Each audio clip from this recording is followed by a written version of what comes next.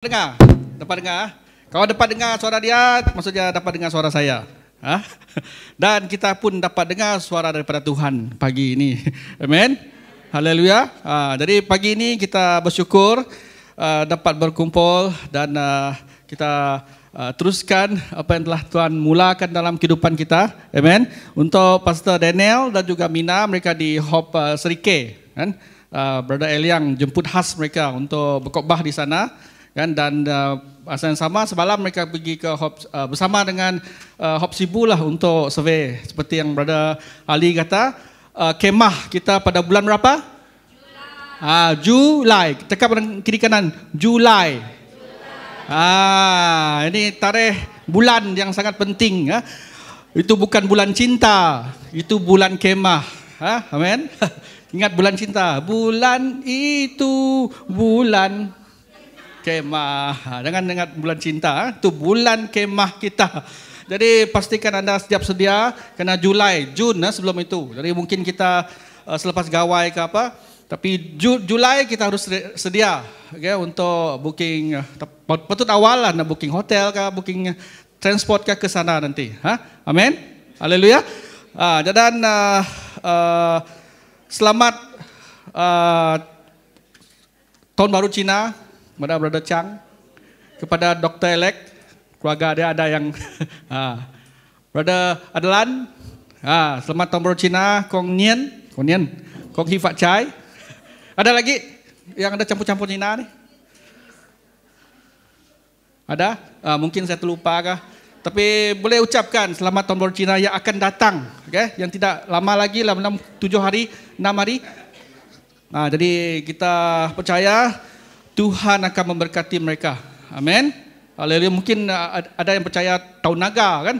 Tapi kita tahun kemakmuran Tuhan bersama dengan mereka. Haleluya. Okey, jadi saudara, kita ingin teruskan firman Tuhan yang Pastor Daniel telah mulakan tentang doa. Okay? Doa. Jadi kita teruskan dalam Matius 6 ayat 9 hingga 11. Kita buka firman Tuhan ini. Boleh saya jemput kita semua untuk berdiri?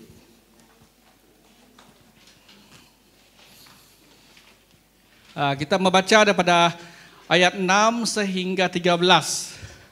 Okay. Daripada ayat 9. Karena itu berdoalah demikian, Bapa kami yang di sorga, dikuduskanlah namamu. Datanglah kerajaanmu, jadilah kehendakmu di bumi seperti di sorga. Berikanlah kami pada hari ini makanan kami yang secukupnya.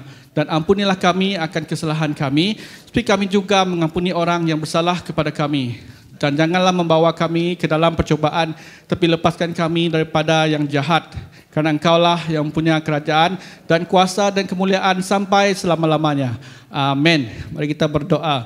Tuhan, kami bersyukur Bapa untuk hari ini, dan kami berdoa supaya Engkau Allah yang terus mempersiapkan hati jiwa roh kami Bapa untuk menerima firman ini Bapa, supaya doa ini menjadi panduan kami Bapa dalam kami berdoa dan berhubung dengan Engkau Allah Bapa kami di surga. Kami berdoa, siapkan hati jiwa roh kami Bapa pada pagi ini, dan kami serahkan semua Tuhan dalam anak-Mu Tuhan Yesus Kristus kami berdoa.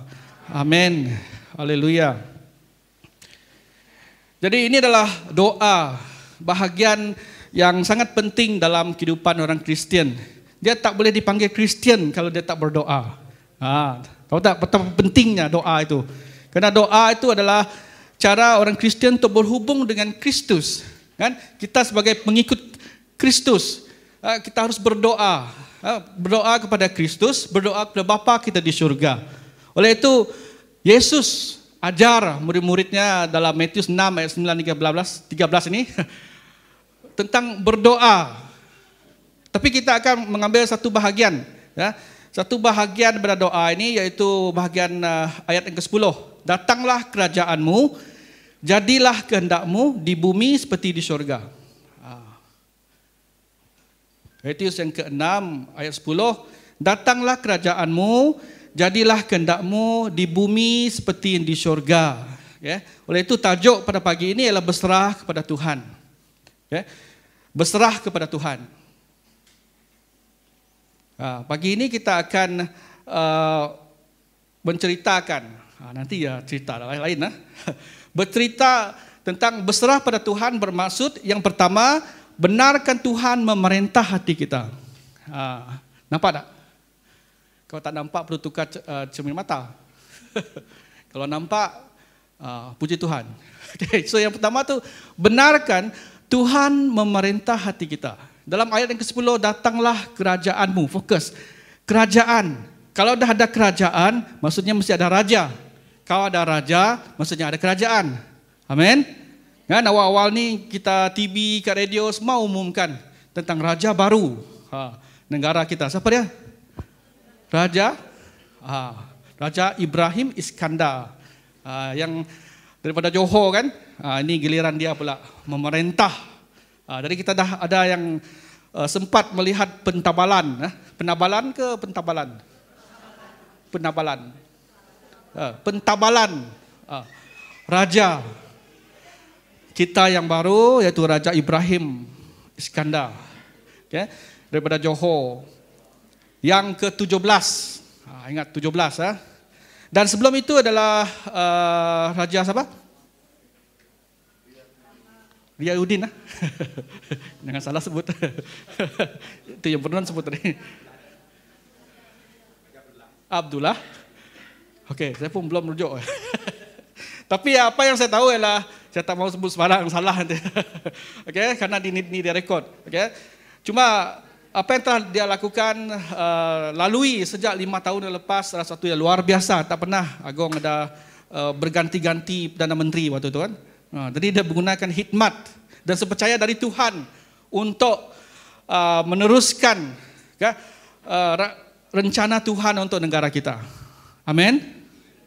Oleh itu kita bersyukur walaupun Perdana Menteri bertukar-tukar, kita masih berpeluang untuk datang ke gereja.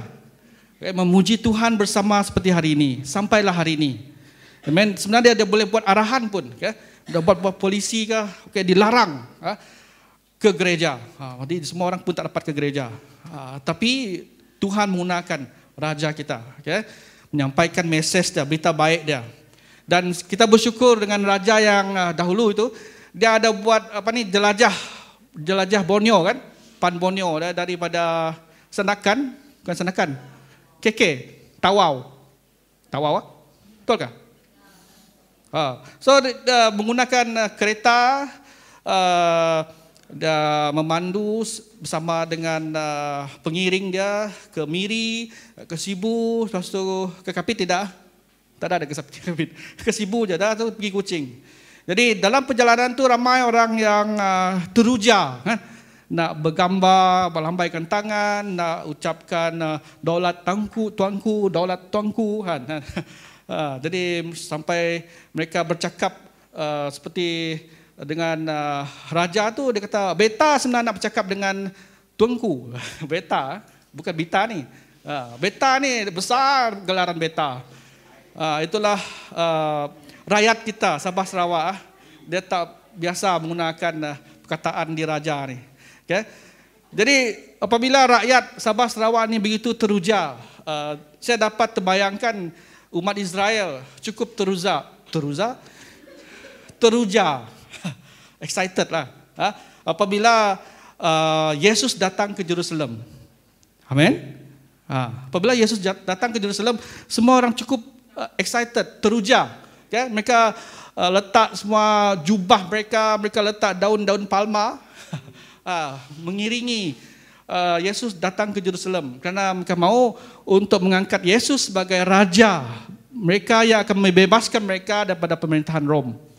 Jadi demikianlah terujanya mereka. Tapi Yesus tidak seperti yang diharapkan oleh mereka. Mereka fikir bahawa Yesus akan naik melawan raja Rom pada waktu itu, tetapi tidak. Kerajaan Yesus bukan pada kerajaan ini, dia adalah kerajaan rohani. Amin. Jadi kita akan sebut tentang kerajaan ini. So ada 110 kali kerajaan ini disebut dalam keempat Injil. 110 kali kerajaan itu disebut dalam keempat Injil. Dalam buku Matius, Markus, Lukas, Yohanes, dia akan sebut kerajaan syurga, kerajaan Allah, kerajaan syurga, kerajaan Allah. Oleh itu ini adalah satu yang sangat penting di dalam gereja dan dalam kehidupan umat Kristian hari ini. Dalam Yohanes 4, 25, 26, tadi tulis di sini, Yesus juga mengakui dialah raja yang akan dilantik dalam kerajaan dia. Dalam Yohanes 4 ayat 25, akulah dia kata. Akulah raja itu. Berapa kali dia sebut kerajaan dan raja yang akan datang. Dalam Yohanes 4:25 dia sebut terang, tapi bukan di hadapan murid dia dan bukan juga kepada orang Yahudi pada itu. Dia cakap kepada seorang perempuan. Itu sudah, akulah dia. Akulah raja itu. Dan dalam Yohanes 18:36 itu jelas, kerajaanku bukan dari dunia ini. Karena kerajaanku dari dunia ini, jika kerajaanku dari dunia ini, pasti hamba-hambaku melawan supaya aku jangan diserahkan kepada orang Yahudi, akan tetapi kerajaanku bukan dari sini. Okay. Jadi jelas kerajaan yang dimaksudkan oleh Yesus ini bukan kerajaan dunia ini. Kalau tidak, mesti murid-muridnya dah melawan Raja Rom pada waktu itu kan. Karena apabila dia rekrut, dia ambil murid-murid pengikut-pengikutnya, dia bukan mengambil mereka menjadi prajuritnya, bukan melatih mereka untuk menjadi tentera, tetapi untuk mengabarkan berita baik. Amin. Untuk membawa berita tentang kerajaan sorga, melayani semua orang. Itu yang Yesus ajar dan Yesus bawa murid-muridnya, bukan untuk jadi pengganas, bukan untuk jadi pemberontak. Ya. Oleh itu dia kata, kerajaanku bukan di dunia ini. Kalau tidak, pasti hamba-hambaku ini sudah melawan. Jadi kerajaan yang dia maksudkan di luar. Kerajaan sorga, bukan kerajaan pada waktu itu. Okay? Sejak dari itu, Matius 4 ayat 17, kecil dah saya tulis. Yesus memberita bertobatlah sebab kerajaan sorga sudah datang. Sudah dekat. Jadi banyak lagi Yesus membentangkan tentang perumpamaan tentang kerajaan sorga. Kerajaan sorga itu seperti biji sesawi yang diambil dan ditaburkan orang di ladangnya. Pada kecil, dia akan jadi besar. Itulah kerajaan sorga. Kerana dia akan jadi kecil, dia akan jadi besar dan tidak ada sempadan. Dia juga menceritakan perumpamaan ini juga. Kerajaan sorga ini seumpama ragi yang diambil oleh seorang perempuan dan diaduk dalam tebung terigu, 3 sukat sampai kamir seluruhnya. Jadi kerajaan sorga itu yang terpengaruh dan dialah yang paling terkukuh. Dan dia juga menceritakan kerajaan sorga itu seperti harta terpendam di ladang. Apabila dia jumpa, dia penuh dengan sukacita, dia jual ladang dia dan dia beli ladang yang ada mutiara, harta yang terpendam itu. Dia pergi beli ladang itu dan dengan sukacita. Jadi kerajaan sorga itu melibatkan sukacita. Okay? Dari kerajaan sorga juga seumpama berkat pukat yang dilabuh di laut, lalu mengumpul berbagai-bagai jenis ikan. Lalu dia akan pilih ikan yang mana yang paling berharga. Jadi semua perumpamaan ini menceritakan tentang kerajaan surgawi. Tetapi pada waktu itu orang Yahudi, orang Farisi, murid-muridnya juga berpikir hanya kerajaan fizikal. Sedang Yesus ini bercakap tentang kerajaan rohani. Jadi Yesus tidak seperti yang mereka harapkan dan mereka menolak Yesus. Oleh itu Yesus ditolak di Nazaret, tempat asal dia sendiri. Okay? Karena di Nazaret itulah ibu dia, saudara-saudaranya. Jadi Yesus ditolak. Jadi saudara, kadang-kadang suatu yang kita harapkan tidak terjadi, itu menyebabkan kita salahkan Tuhan. Kan? Jadi saudara, Yesus juga di dalam perumpamaannya disebut berbahagialah orang yang diinaya oleh kerana kebenaran, karena mereka lah empunya kerajaan sorga. Jadi kalau kita tanya siapa yang empunya kerajaan sorga, mereka yang diinaya kerana kebenaran. Siapakah yang punya kerajaan sorga? Mereka yang miskin di depan Allah. Ini juga salah satu pengajaran Yesus. Okay? Jadi kerajaan Yesus adalah kerajaan sorga. Tetapi pada masa akan datang, kerajaan fizikal akan datang juga. Amin. Kamu pernah dengar tak kerajaan 1000 tahun? Pernah dengar? Mungkin kita belum sampai kita membaca itu dalam buku Wahyu. Tapi inilah kerajaan yang akan datang. Kerajaan 1000 tahun. Di mana Yesus yang akan menjadi Raja. Amin. Seorang aja amin. Haleluya. Inilah harus menjadi satu iman kita. Kerajaan 1000 tahun. Bukan kerajaan yang ada sekarang. Tapi kerajaan 1000 tahun yang akan datang. Di mana Yesuslah Raja kita. Bagaimana dia memerintah dengan keadaan waktu dia seperti di dunia ini. Apabila dia datang, dia memberitakan tentang kerajaan sorga, dia datang menyembuhkan orang ramai yang sakit, ya, membangkitkan orang yang mati, dan juga memberi makan pada beribu-ribu orang. Itulah kerajaan sorga. Itulah kerajaan di mana Yesus akan memerintah. Amin. Supaya pada waktu itu tidak ada orang kebeluran. Pada waktu tidak ada orang yang lumpuh dan sakit lagi. Karena Tuhan Yesuslah Raja kita. Amin. Kamu nanti tak kerajaan itu datang? Amin. 1, 2, 3, 4, 5, 7, 8, banyak, ramai. Puji Tuhan. Haleluya. Haleluya. Ini harus menjadi harapan kita. Amin. Inilah harus jadi iman kita. Sesuatu yang kita tidak lihat, tapi yang kita harapkan terjadi kerajaan 1000 tahun ini. Dan Yesus juga bersama dengan dia akan ada ramai orang. Dalam buku Wahyu 5 ayat 19. Berlaksa-laksa, beribu laksa, bukan laksa makan tu. Beribu-ribu orang dan berlaksa ribu lagi yang akan sama memerintah bersama dengan Kristus. Amen. Okay. Yang sama memuji Tuhan dan menyembah Tuhan. Ya, bukan pemerintah, tapi bersama memuji dan menyembah Tuhan Allah Bapa kita. Oleh itu kita mulai pada saat ini ataupun selepas ini kita harus benarkan Yesus memerintah hati kita. Amen. Karena kalau kita tidak mula meletakkan Yesus sebagai Raja dalam hati kita, kita akan terjanggal. Tahu terjanggal?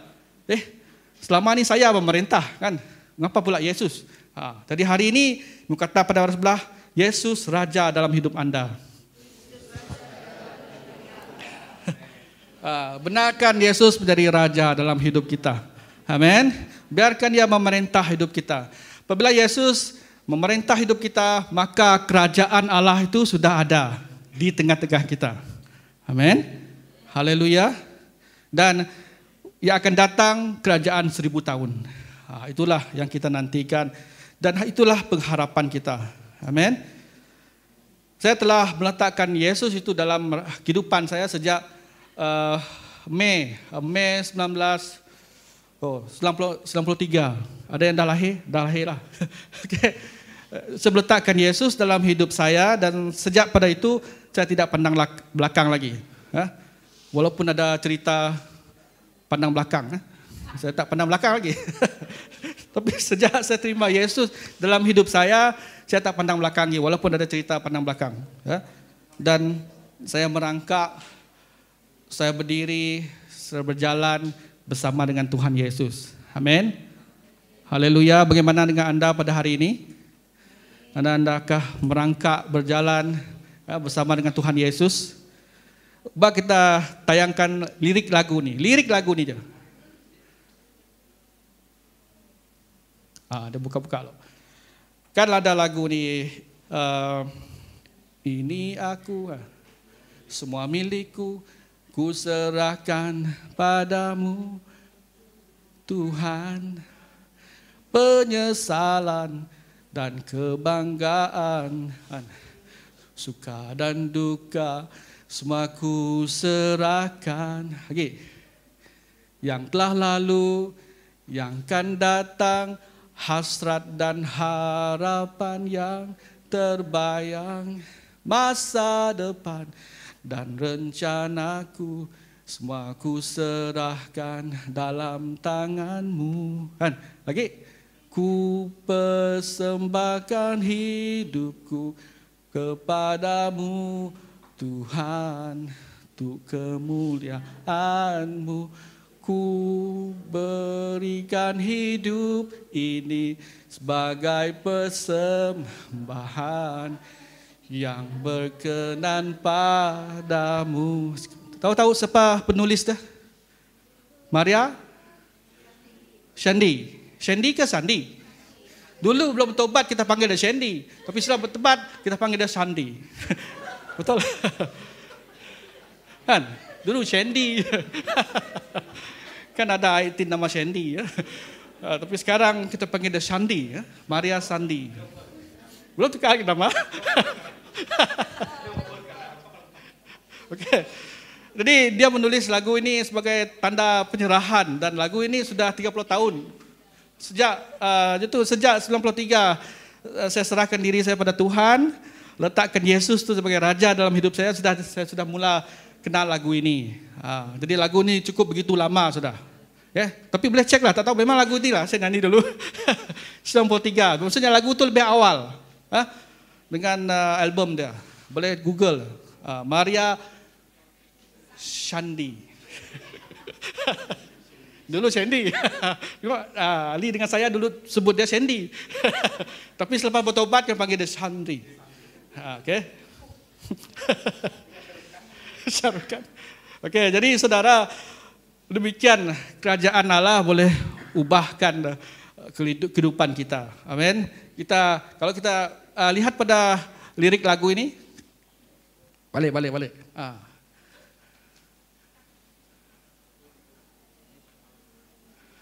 Semua milik kita. Lagi?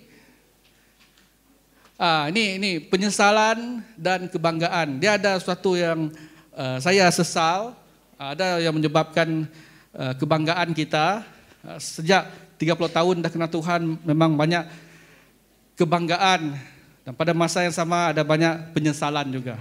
Okay? Suka dan duka begitu banyak. Suka banyak lagi lah.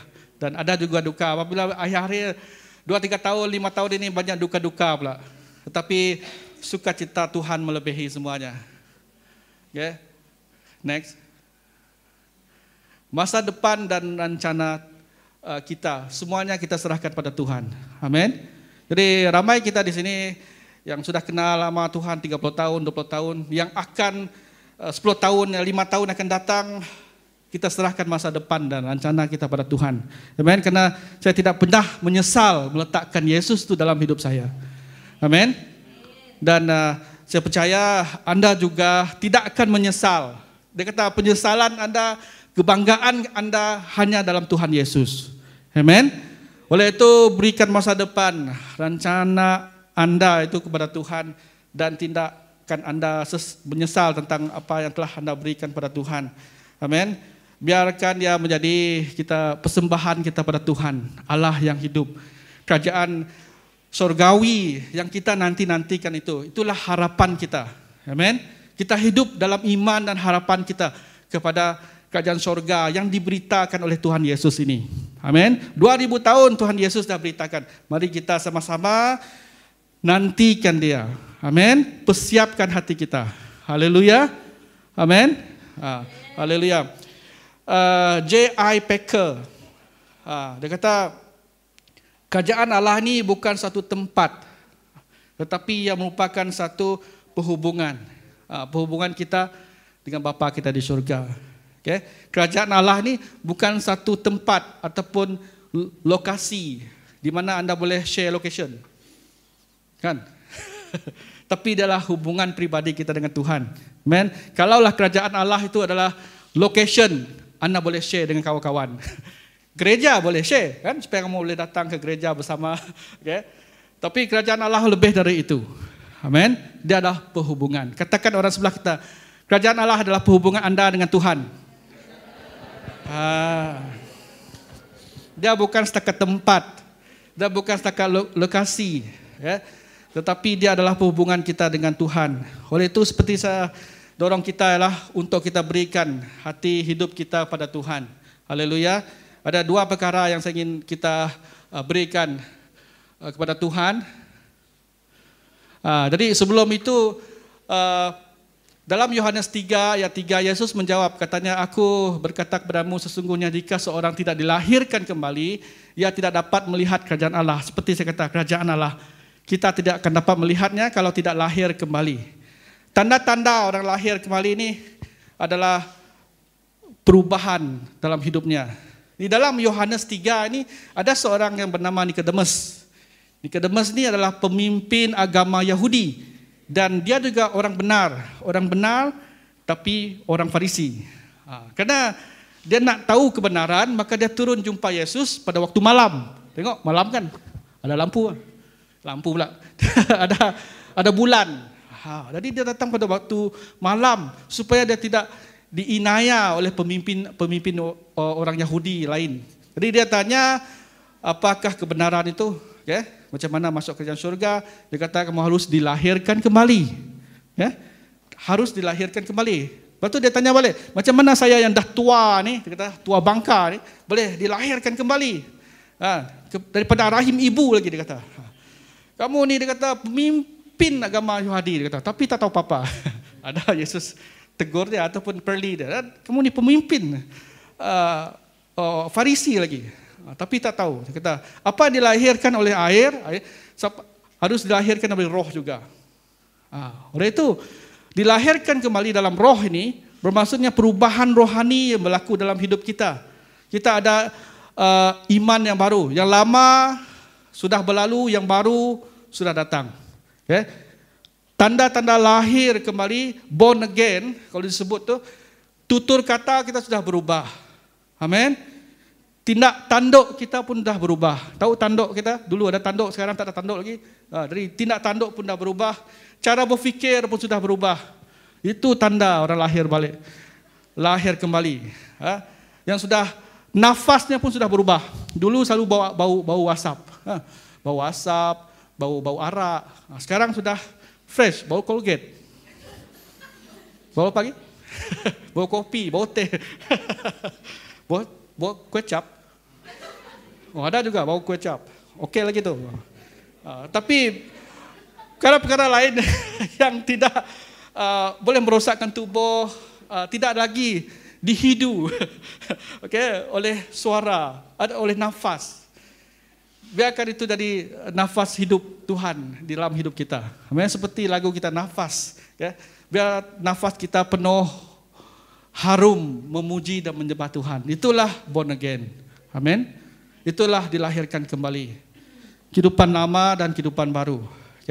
Dulu kita hidup untuk diri sendiri. Sekarang apabila kita born again, kita hidup untuk Tuhan. Amin. Katakan orang, hidup untuk Tuhan. Jadi sejak saya meletakkan Yesus dalam hidup saya 93 itu, kehidupan saya diubahkan. Dulu hidup untuk diri sendiri, tapi sejak itu 93 saya letakkan Yesus dalam hidup saya. Dan apabila saya letakkan Yesus dalam hidup saya, tidak bermakna kehidupan saya senang lantang,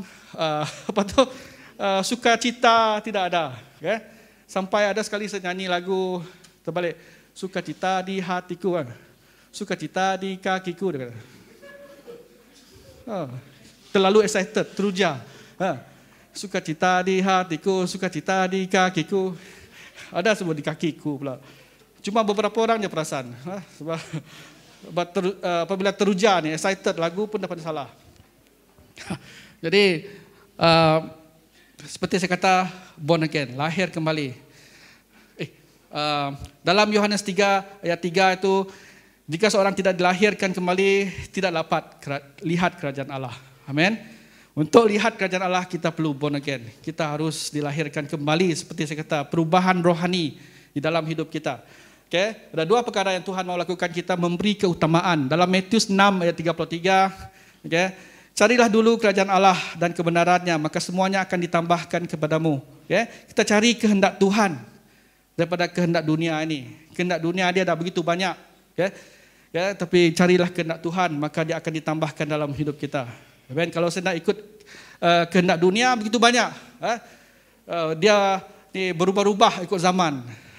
Tapi saya memilih untuk mengikuti kehendak Tuhan. Amin. Kalau ikut kehendak Tuhan, kehendak dunia, memang saya fikir saya nak jadi penyanyi, macam apa? Siapa? Amy Search? Tidaklah. Macam apa tu? Yang paling popular, siapa dia? Elizabeth? No, Taylor Smith, top ranking. Jadi pelakon macam apa? Dwayne Johnson, The Rock. nak jadi influencer, macam siapa? Kabi Lame. Kabi Lame, influencer paling banyak follower, orang yang paling selamba tu, kan? Dipanggil Kabi Lame, bukan Lamenta. Saya cuba cari macam mana sebut nama dia ni. Kabi Lamen. Dia tidak ada tahu jok. So Kabi Lame. Jadi ini influencer yang paling ramai follower. Mungkin ada di kalangan kita nak jadi itu. Tetapi kehendak Tuhan berbeza. Amin. Akhirnya jadi cikgu macam saya. Okay? Bukan saja mengajar di sekolah, mengajar lagi di dalam gereja. Amin. Puji Tuhan, tepuk tangan pada Tuhan. Haleluya. Jadi saya percaya Tuhan ada rancangan masing-masing untuk kita. Yang penting kita serahkan rancangan dan masa Tuhan, masa depan kita kepada Tuhan. Tuhan akan cipta yang terbaik untuk kita. Amin. Apabila kita cari dulu kerajaan Allah, amin, maka semuanya akan ditambahkan. Okay, apabila kita fokus untuk meninggikan Tuhan, fokus untuk mencari kerajaan Allah. Jangan fokus untuk nak miliki harta benda, rumah besar, kereta besar. Dan selebihnya saya tak mau sebut lagi. Okay, tapi semuanya besar-besar, semuanya megah. Karena semuanya itu tidak akan ada di akhirnya nanti. Tetapi iman kita yang akan dilihat dan dipanggil oleh Tuhan Yesus. Amin. Okay, oleh itu carilah dulu kerajaan Allah. Beri keutamaan kita pada Tuhan. Amin. Di mana kita berikan keutamaan masa kita. Hari Sabtu. Di masa waktu kita masih single. Masih kita ada banyak ruang. Di manakah kita meletakkan keutamaan kita? Kan? Adakah masa untuk kita datang LG? Masa untuk kita datang apa program youth yang akan datang ni? Generasi baru. Kemah bulan Julai, kan? Generasi penuaian. Itu tajuk. Jadi di mana keutamaan kita pada bulan Julai nanti? Penutupan gawai, kan? Khas untuk kemah. Amen. Haleluya. Di mana keutamaan kita dalam kita melaburkan kewangan kita yang sudah bekerja? Adakah nak beli kasut baru, baju baru macam saya? Ini lama dah beli tapi belum terfikir nak pakai. Tahun lepas saya beli. Saya nak pakai tak jadi, tak pakai tak jadi. Lalu hari ini jadi. Jadi itu tahun lepas beli. Tahun ini, bulan ini baru beli, baru pakai. Jadi saudara, di manakah fokus kita, di manakah keutamaan kita? Carilah dulu kerajaan Allah. Amin. Yang kedua dia kata, kamu akan menjadi saksi. Saksi bagi Tuhan. Di dalam Kisah Para Rasul 1 ayat 8. Karena di dalam Kisah Para Rasul, bab yang pertama, apabila Yesus bangkit semula, dia tidak berhenti-henti dan berulang-ulang mengabarkan tentang kerajaan sorga. Kerajaan Allah, kerajaan sorga, kerajaan Allah, kerajaan sorga. Berulang-ulang selepas dia bangkit selama 40 hari. Berulang-ulang dia menyebut tentang kerajaan Allah. Sehinggalah Kisah Para Rasul 6, bertanyalah mereka berkumpul di situ, Tuhan, maukah engkau pada masa ini memulihkan kerajaan bagi Israel? Jadi Yesus tidak menjawab terus, tetapi Yesus memberikan mereka misi kerajaan Allah. Tetapi kamu akan terima kuasa kalau Roh Kudus turun ke atas kamu, dan kamu akan menjadi saksiku di Jerusalem, di seluruh Yudea, di Samaria, dan sampai ke hujung bumi. Jadi Yesus menjawab mereka tentang misi kerajaan Allah itu, bahwa kita akan menjadi saksi Tuhan. Katakan sebelah, menjadi saksi Tuhan. Menjadi saksi Tuhan maksudnya kita memberitakan Injil, berita baik Tuhan, beritakan tentang kerajaan sorga. Seperti mana Yesus beritakan kerajaan sorga itu. Kemana skopnya? Ialah pada orang yang terdekat dengan anda, ibu bapa anda, adik-beradik anda, jiran anda, dimanapun anda berada. Itulah di mana kita beritakan kerajaan Allah itu. Berita baik Tuhan itu. Dengan apa? Dan Tuhan tidak pernah suruh kita memberitakan Injil Tuhan itu, melaksanakan misi Tuhan itu dengan sendiri, tetapi dengan kuasa Roh Kudus. Amin. Cakapkan kepada orang sebelah kita, dengan kuasa Roh Kudus. So apabila ada kuasa Roh Kudus, kita akan melayani. Amen. Kita akan beritakan kerajaan Allah itu dengan seperti mana Yesus beritakan. Dengan ada mujizat terjadi. Dengan ada penyembuhan terjadi. Oleh itu kita pergi misi. Misi ke Seri Aman, ke Betong, kan, ke Kapit. Semua untuk melaksanakan misi Tuhan ini, kerajaan Allah ini. Amen. Dan tidak ada orang yang akan duduk di tepi. Duduk di tepi seperti main bola, dia ada di simpanan, bukan simpanan dia, yang bacuh air. Simpanan ni maksudnya bila-bila masa akan dipanggil. Macam pemain simpanan MU, apa nama dia? Yang sepak gol yang terakhir 96 minit. Kobe Mano. Yang menjaringkan gol pada menit 96. 2 menit yang terakhir tu dia sepak gol menyebabkan pasukannya menang. Jadi tidak ada main simpanan. Semua ikut serta. Amin. Anda boleh menjaringkan gol. Amin. Anda boleh melaksanakan misi ini bersama. Katakan pada orang kiri kanan Anda. Anda boleh melaksanakan misi Tuhan. Tidak ada yang hanya penonton. Jangan jadi hanya penonton. Semua kita boleh terlibat. Walaupun saat-saat terakhir diberi masuk dalam pertandingan itu, permainan itu, Anda juga boleh jaringkan gol. Amin. Katakan Anda sangat berharga. Kata orang sebelah kita. Haleluya. Jangan kata diri saya masih muda lah, saya belum ada kerja, saya masih budak sekolah.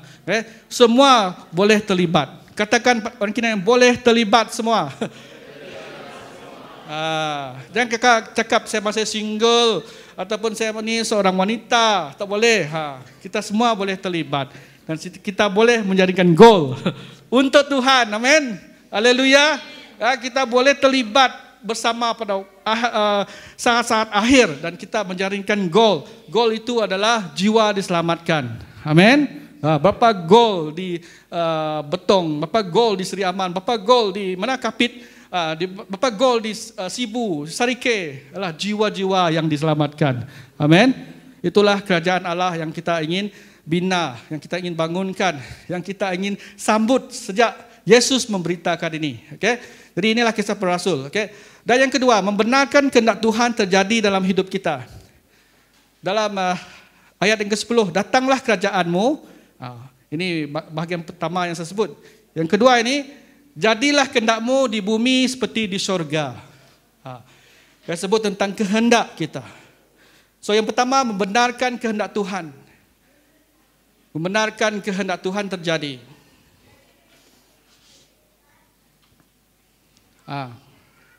Jadi Yesus di Taman Getsemani dia bergumul, kan? Waktu dia berdoa, sekiranya dapat cawan ni berlalu daripada dia, tapi bukan dengan kehendak dia, tapi kehendak Bapa di surga. Ya, jadi inilah keadaan yang paling kritikal pada setiap orang yang percaya pada Tuhan. Amin. Pada hari ini Anda menyanyikan, saya serahkan diri saya pada Tuhan, masa depan, rencana saya, rancangan Tuhan, rancangan saya, masa depan.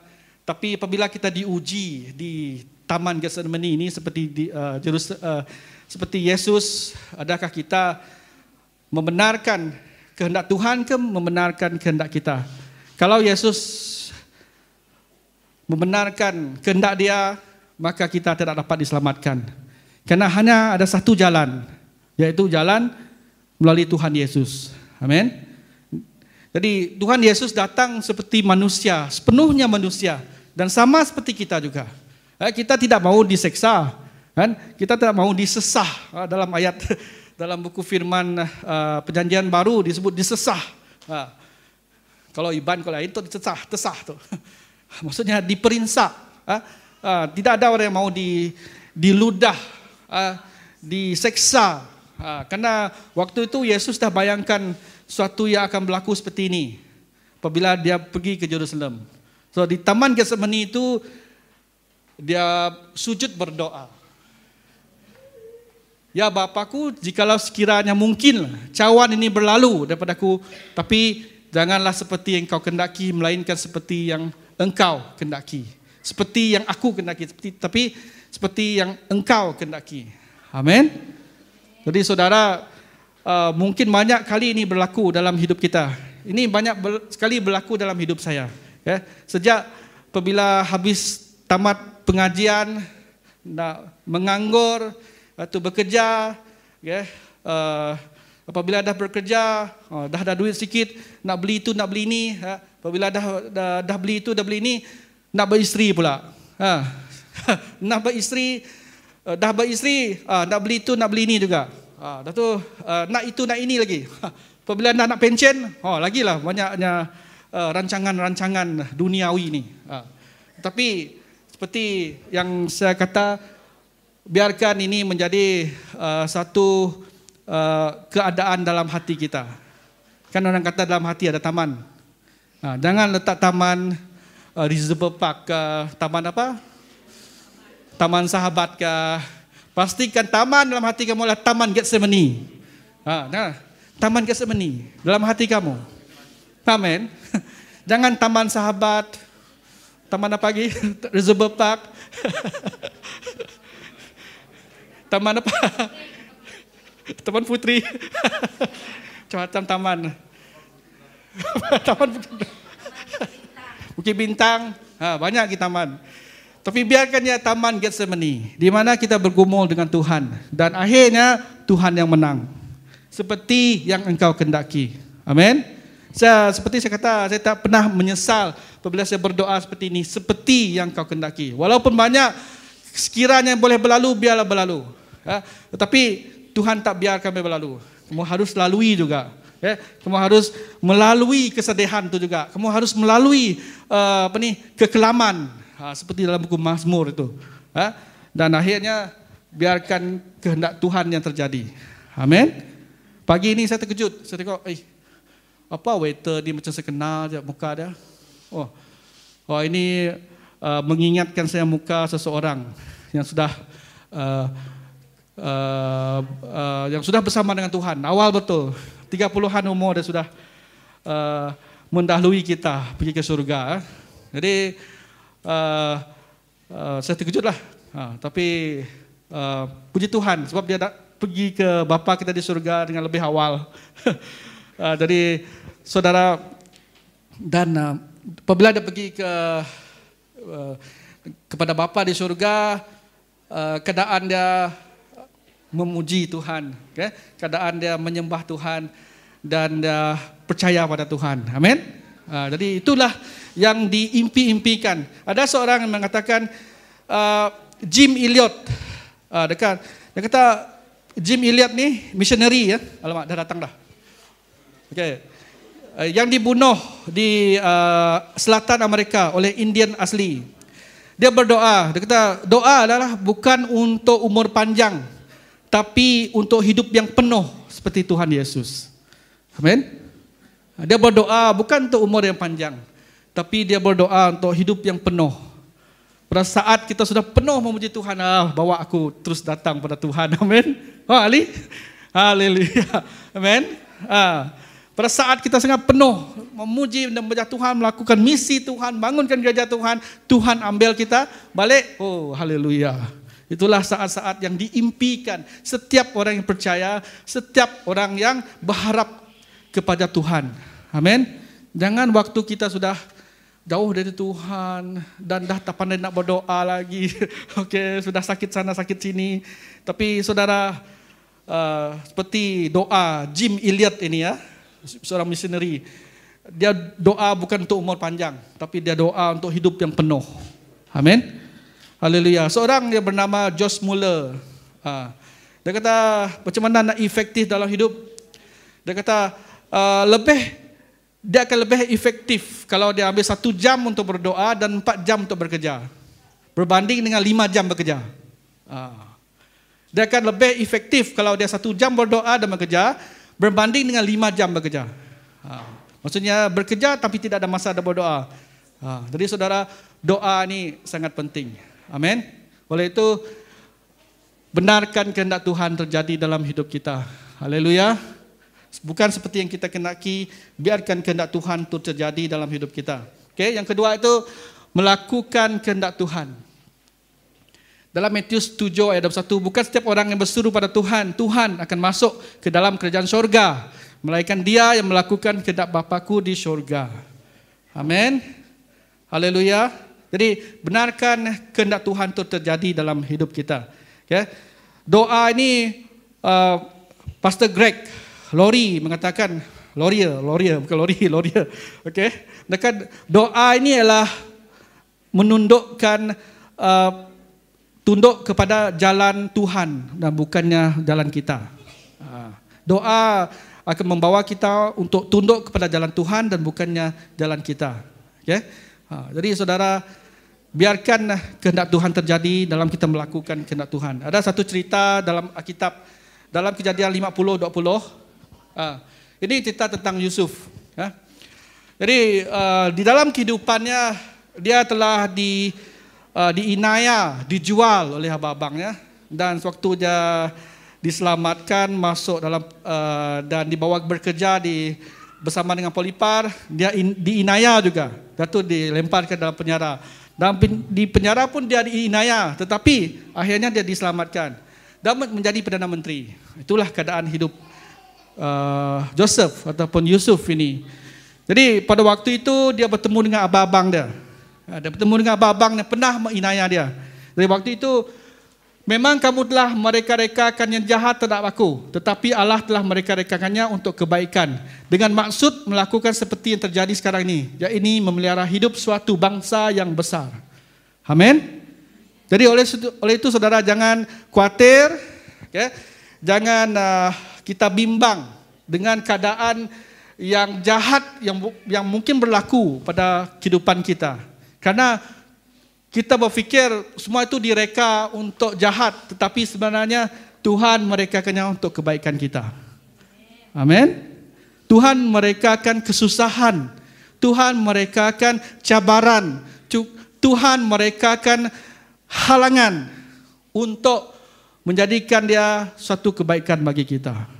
Amin. Yang penting kita taat pada Tuhan, taat melakukan kehendak Tuhan. Amin. Dan benarkan kehendak Tuhan itu terjadi. Haleluya. Dan kehendak Tuhan itu untuk kita berdoa dan memuji Tuhan pagi ini. Amin. Ikutlah kehendak Tuhan itu. Menyanyilah. Haleluya. Itu kehendak Tuhan tu untuk menyembah Dia bukan saja di gereja, bukannya pagi ini, tapi setiap hari hidup kita. Amin. Kita akan menghampiri cuti tahun baru Cina dan banyak masa cuti Tuhan bagi ya, untuk yang bekerja, untuk yang bersekolah. Saudara Chang juga ada minta doa tadi ya. Dia ada terlibat dengan kemalangan, langgar lari ya.